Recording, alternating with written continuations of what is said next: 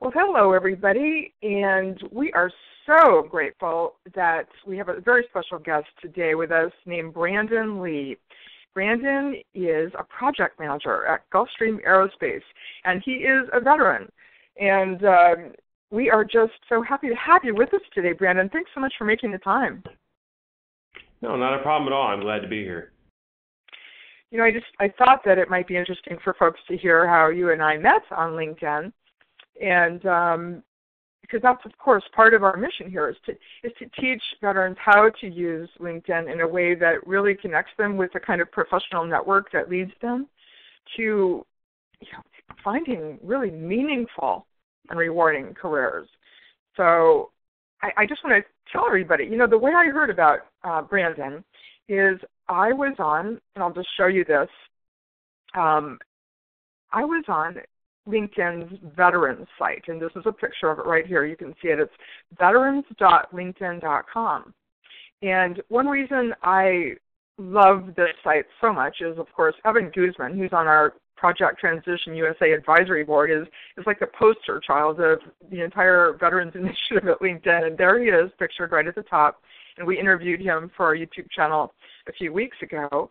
And I was on the site, and I was scrolled down here, and look at this, how veterans are finding jobs with LinkedIn. And Brandin Lea is quoted right here.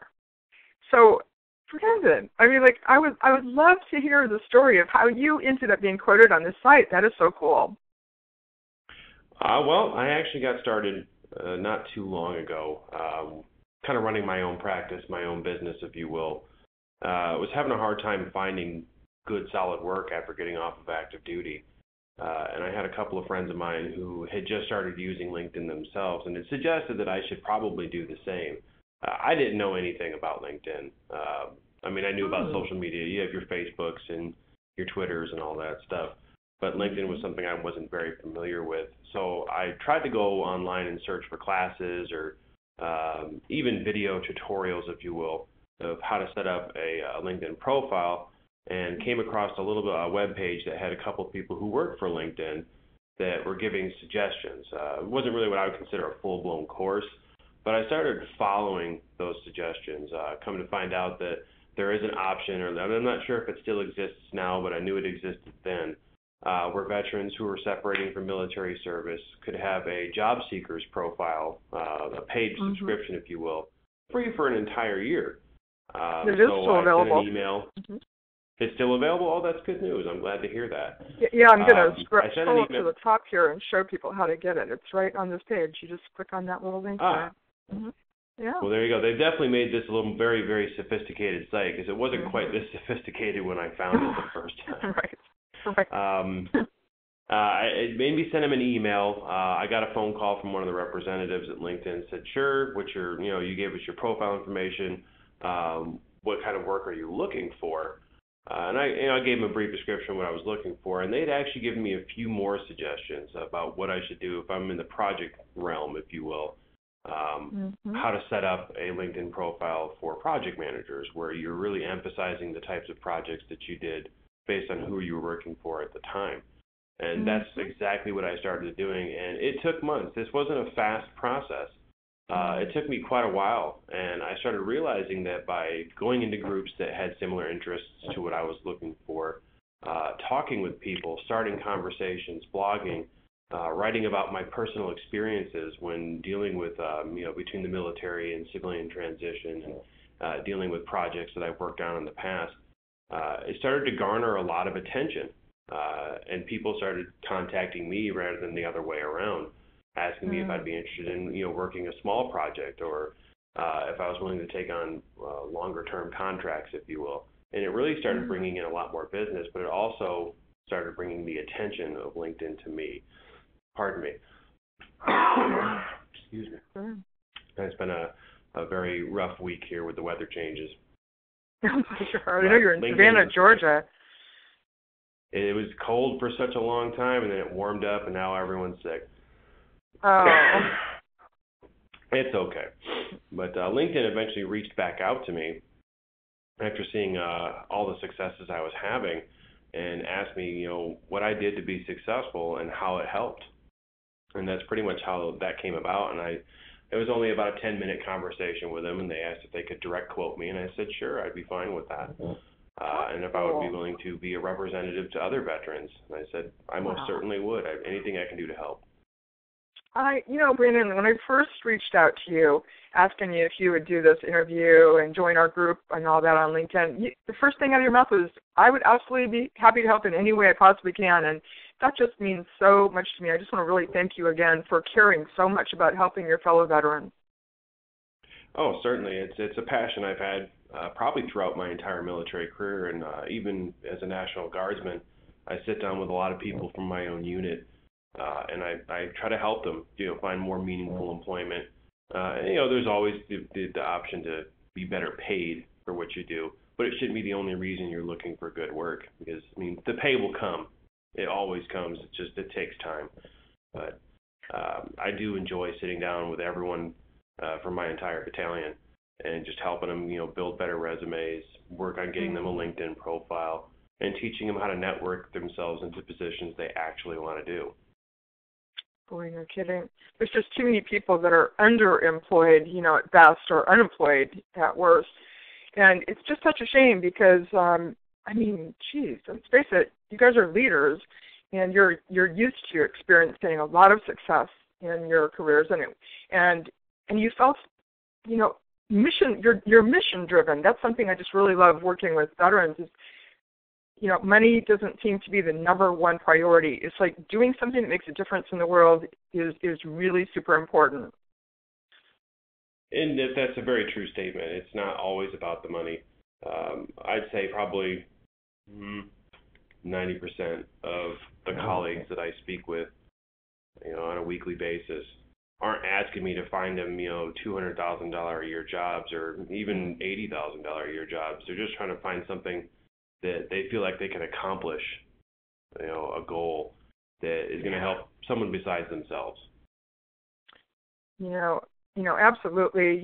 One thing I was going to mention that just might be helpful to people, when I did see your quote on the Veterans website, Brandin, as you remember, what I did is I looked to see who I was connected with directly on LinkedIn that was connected with you, so I could be introduced. And it's such a wonderful technique. It's just helps me meet the most wonderful people like you. And what I found is, I'm going to scroll down here to your contact section here. I saw that you were connected with Rich Fredrickson, and I am too. He's a member of our Project Transition USA group on LinkedIn, and an Army combat veteran. And so I reached out to him, and I just said, Rich, do you happen to know Brandin well? Because I saw him quoted on the veteran site for LinkedIn talking about the great success he's had using LinkedIn, and I would just really, really like to connect with him. And he immediately, sent you, he forwarded the message to you, and you accepted my invitation and ended up joining our Project Transition USA group, and here we are, doing this interview. Yeah. So thank you. For anybody that didn't know you can do that, it's a really cool thing. It is a very cool thing, and for anyone that has had their reservations or fears about using LinkedIn, it's one of the great features that LinkedIn has as far as trying to get an introduction to the people that you want to talk to. We all have a lot of great friends and colleagues that either share an industry with us or even share the same exact type of job that we do that may know people that you don't. And it's a great way to at least get a foot in the door and say hello to these people. Because that's exactly what they are. They're just people. They put their pants on one leg at a time like everybody else. And if they don't know you exist and you never reach out to them, then there's no way they could ever possibly fit you with a position. Isn't it true? Our friends just want to help us, right? They just really don't know what we need. And that's what I've always loved about LinkedIn so much is it's the only place I know of where you can find out who people know and ask to be introduced. I'm scrolling up right now on your profile. By the way, you've done an incredible job in your profile. I am just really impressed. And for instance, this part right here, it looks like you publish these these articles on LinkedIn last summer, right? And then it looks like June and August, and then I noticed that you actually started with Gulfstream Aerospace as their project manager in October, just a few months later. Yes. Did that by any chance have anything to do with how people found you or how you established your credibility? It most certainly did. I noticed that besides networking, publishing your know-how for other people to see and read on LinkedIn adds another very invaluable service to you. And that being that if you can put down a resume-style profile like you can see here in the video, and people can get a brief overview of what you've done or where you've worked or how long you worked there, and that's all very important information. But it doesn't really, if you will, break it down to show exactly what you can do. Mm-hmm. But when you blog or when you write articles for other people to see where you can actually critique your own experience and allow other people to ask questions and critique your experience, it opens a whole new set of doors for potential employers to see what kind of person you are, what kind of work ethic you had, what kind of knowledge base you carry about whatever it is you're trying to do. And yes, I actually, Gulfstream Aerospace is a great company. They don't do a lot of direct hiring, and that is, I mean, they have a human resources department. They have people and hiring managers that do all that, but it's very, very small, but they rely on companies that, essentially do recruiting for a living. They have several that actually do that, and then that's exactly how they found me. Doing a search of LinkedIn, I had 3 recruiting companies essentially come after me for the exact same position. They said, "Hey, they found you on LinkedIn then." They found me on LinkedIn. They wow, called us. My number is plain and easy to see. They called me on the phone. They told me how they found me, and they said, "Hey, Gulfstream is in desperate need of project managers that have your level of experience. Would you be willing to sign a long-term contract to come help them out?" And I said, "Sure, I would love to help Gulfstream out." And that's pretty much how I got landed here at Gulfstream. Is I walked in, I interviewed, and I said, "Hey, what seems to be the problem? Where can I come on here and help?" And that's what it was. Is when I got there, I didn't ask what they could do for me. I asked them, what I can do for them. Oh, I love it. Wow, that's huge. I mean, I noticed that your background is just so varied. I mean, I know you're a combat aviation specialist, and that you've been in Afghanistan, and Afghanistan was where you spent the time when you were deployed, right? Afghanistan and Iraq. And Iraq. Yes. Wow. And I was also noticing, that you have a background in healthcare. I mean, a little bit, yes. That's where I got my start as a young boy. Is that right? Because I noticed you had written this article about how HIT, healthcare IT is failing in project management. And I just thought, what an interesting thing to write an article about. Just in case anybody's never really checked out these articles that you can publish on LinkedIn for free. I'm still not really sure if this is available to everybody who wants to publish an article. I know they're rolling it out, or they were for the longest time, slowly getting it to everybody. Do you happen to know the status on that one?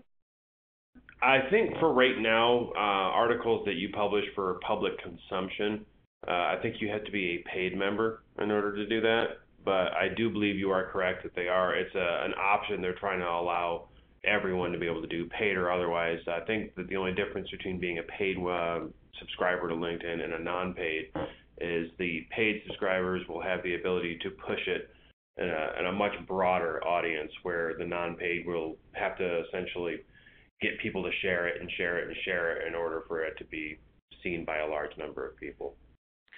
You know what? I just got to say that I'm not a paid member on LinkedIn. Not that I don't think they deserve to make a lot of money. I absolutely do, but just my own reason for not being a paid member is just because when I teach workshops on how to use LinkedIn, I want my screen to look like what they're seeing when they're brand new. That's all.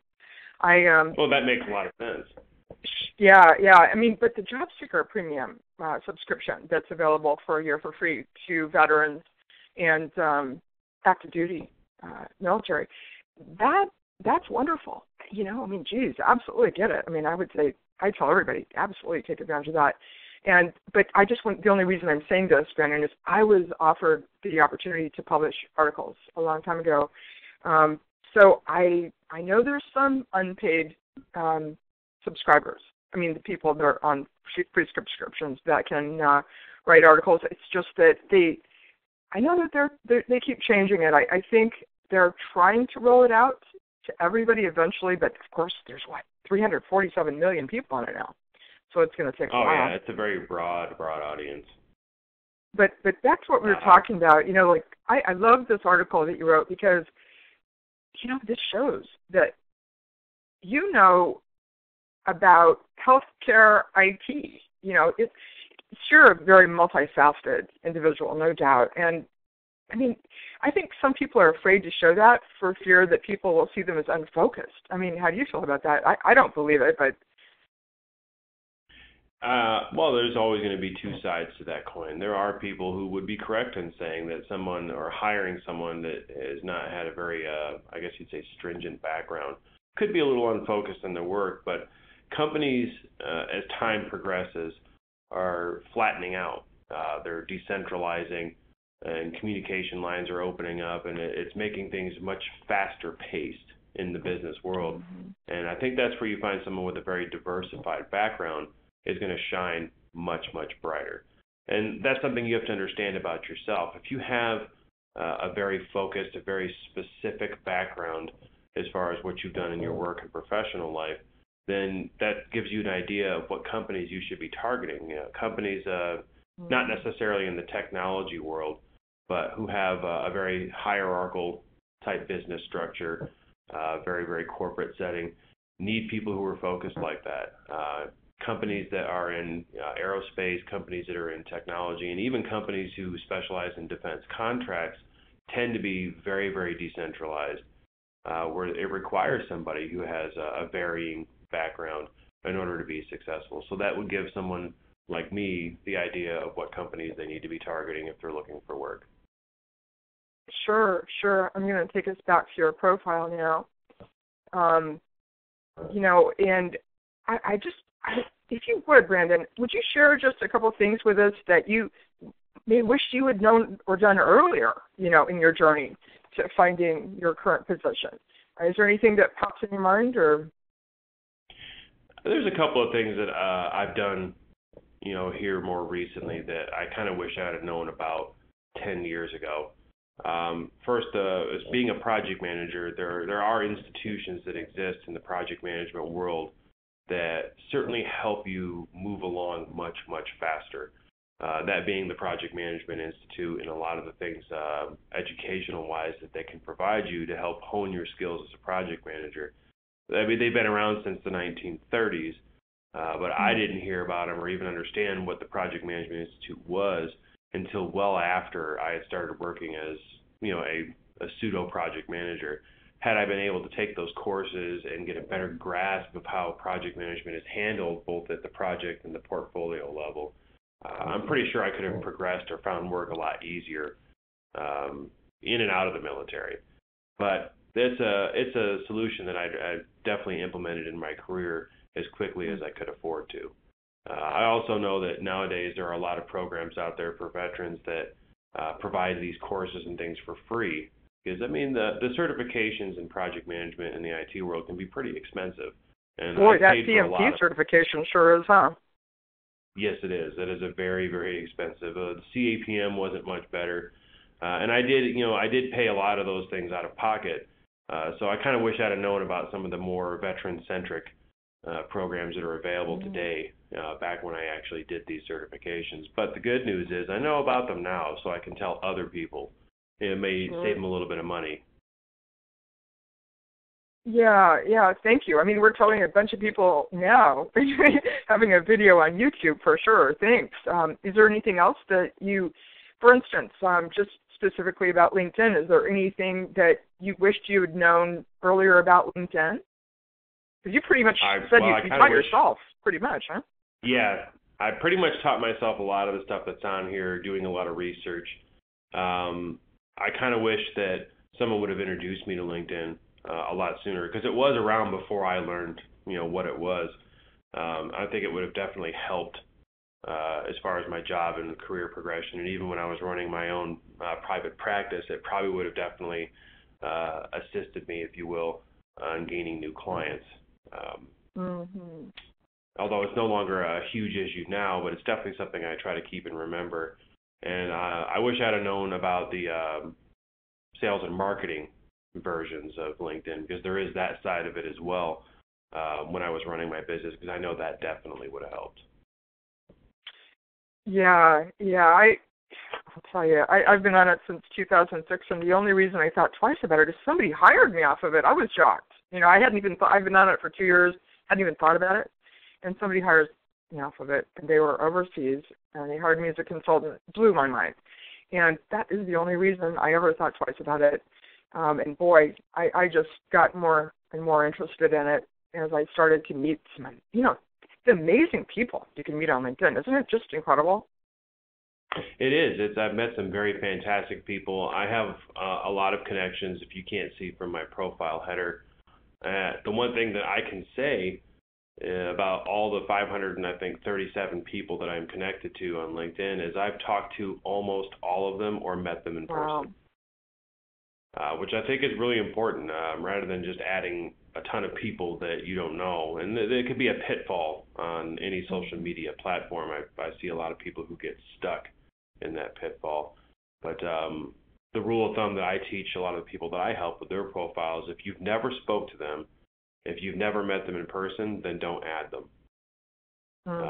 So, I mean, whether it's reaching out via email or, an invitation from another person, talk to that person before you just add them to your profile. Ask them why. Why do you want to be added to my network? Oftentimes you can find recruiters who are just trying to stockpile people into a list that they can then use to make calls to or provide jobs to, which isn't necessarily a bad thing, but it may also be you get a lot of nonsense emails or a lot of nonsense phone calls from those recruiters about jobs that you probably have no interest in doing. So vet the people that try to add you when you're on LinkedIn. You bet. Or at least get introduced. Like we did. I do really encourage people to meet people through people. Another thing that we talk a lot about in our workshops is if somebody is a member of our Project Transition USA group.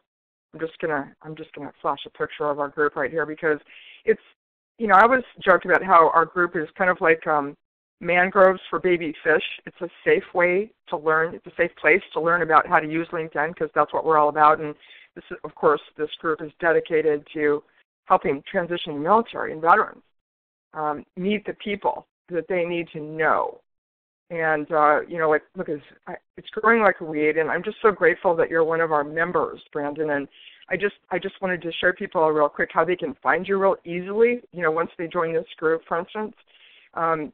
You can click on a search, for instance, just search, and you can search discussions by any keyword you want. And, for instance, when we invited you to join our group and you joined, I immediately posted a discussion to welcome you, and this has been one of our central, here we see the discussion right here, central strategies for helping to introduce military and veterans to people they need to know, is I reach out to them, our members, and I say, would you like to help me welcome Brandin Lea?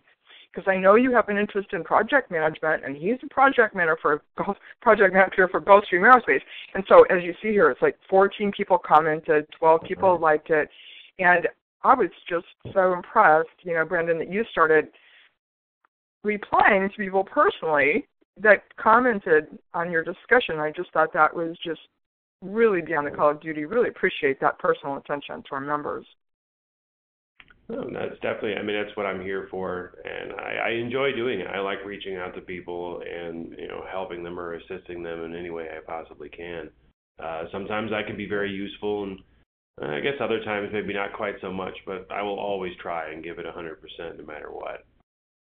Well, you've certainly given us 100% today, and again, I'm just so grateful that you'd make the time to have this talk with us. And, I hope it's not the last one. Maybe we'll do another one of these conversations on a particular topic of your choice or or maybe somebody in our group will ask us to maybe they will have wished I asked you a particular question that we didn't ask.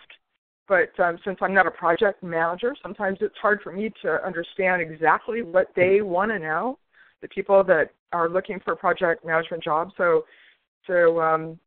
But thanks so much again today. It's a double-edged sword anything, when it comes. I'm sorry, I was just going to say, is there anything else you would like to say? Please do. As far as project management, it's a double-edged sword. It's not just those who are looking to become project managers, and I'm sure that there are quite a few people out there that do want to become project managers. It's a very interesting career field, and it is one that requires a diversified background. But it's people who are looking for project managers, and oftentimes people don't really understand what a project manager is, or what a project manager is supposed to do. A lot of people think it's only an IT thing, which would be completely incorrect. Project management actually began in construction. Every site has a project manager typically. So there are, for as many different kinds of jobs there are, that's how many different kinds of project managers there are. So obviously the more diversified you are, the more useful you might be. And I strive to go out and talk to as many veterans or active military members as I can, because I even wrote an article about it and posted it to LinkedIn and put it on my profile. Military veterans tend to make some of the best project managers in all the different fields, depending on what part of the military they're coming from. And the reason is that the basis for being a good project manager is you have to work in a very stringent timeline with very limited or no resources whatsoever, and nobody will help you. I can't think of anybody who does that on a daily basis than someone in the military. So oh boy, I'd be the first to agree. What haven't you dealt with when you just practically had to use your own imagination to come up with the solutions? Oh, sure. And it's definitely it throws a couple of wrenches in there, and it makes it very hard for people that don't want to be a project manager. But I would recommend anyone who's watching this video to go ahead and, if you want, go to my profile on LinkedIn, and the article is called "Need a Project Manager, Hire a Veteran," and give it a read through, and it might help some people decide whether or not they want to be a project manager or not. And if you do, by all means, reach out to me, and I'll help you get started on the process. That is really, really great of you to post that right on your profile. I'm just going to go back to your profile here and show people exactly what you're talking about right now. Okay. It just sounds like something that everybody should read that's listening to this. If people are still listening, that probably means they have an interest in a project management job or something like this. So I was just going to show you. I'd like to think so. Yeah, absolutely. So here it is. Tips for project management, success and failure, correct? No, it's called Need a Project Manager. No, it's called Need a Project Manager, Hire a Veteran. Oh, see more. Okay, let's click on see more. We'll show people how to find it. Oh, I love it. See, there's all these articles that Brandin's written, as you can see. Now, this is the one you're talking about here then, correct? Yes. Okay. Let me open it up and show people, because, talk about somebody they can believe who really does know what he's talking about. That's you, because you are now a project manager for Gulfstream Aerospace. Congratulations, by the way. I just love that company. We've got a few friends there, and what a cool company. Learjets, you know what I mean? How can you get more Lear more would cool be a different than company. Well, forgive me for saying that, but just major, super, incredible jets, the types of planes that Gulfstream Aerospace makes, I know that a lot of several famous musicians that sing about them. I said there have been several famous musicians, if you will, that sing about them. So sure. And You bet. Since we teach workshops right on MacDill Air Force Base, so many of the folks who go through our transition job workshop there, they want jobs in aviation, and boy, they love Gulfstream Aerospace. And one of the stories I always tell them, is about Don Moore, the military hiring manager there. He he was on McDill himself, and they found him on LinkedIn. Oh, wow. Yeah, and so he still has a house in Tampa, and I always feature his slide in our workshops. And it's just here you got found on LinkedIn too. So obviously, Gulfstream is very serious about using LinkedIn, which is just a really awesome thing to hear confirmed. Yes, they are very, very, very prevalent on LinkedIn. They have several of their people in their HR department that do scour LinkedIn, and of course, all the companies that they hire to do the recruiting for them, I think almost solely use LinkedIn, and they probably have other things that they use as well, but primarily they are using LinkedIn. Well, Brandon, I know that you're just taking a break from your busy day to do this interview, and I want to respect your time. I just want to thank you again for having this conversation with us today, and I'm sure that it's going to help some people. I'm sure you won't be surprised if a few people reach out to you and ask to be introduced to you so they can connect with you on LinkedIn. So thanks again for making yourself so accessible. Thank you for the opportunity. And thank you very much we'll be in for the close touch. opportunity. Absolutely. Yeah, thank definitely. you, Brandon. Well, have a wonderful day. Thank you, and we'll talk to you soon, I hope. Yes, definitely. All right. Well, goodbye for now. Over and out. And bye. Everybody who's listening to this, please do. Join our Project Transition USA group. Ask for introductions to Brandon, because as you heard, he really does prefer connecting with people that he's been introduced to or has talked to. So we'll look forward to meeting all of you and seeing you find the job of your dreams through LinkedIn. Bye for now.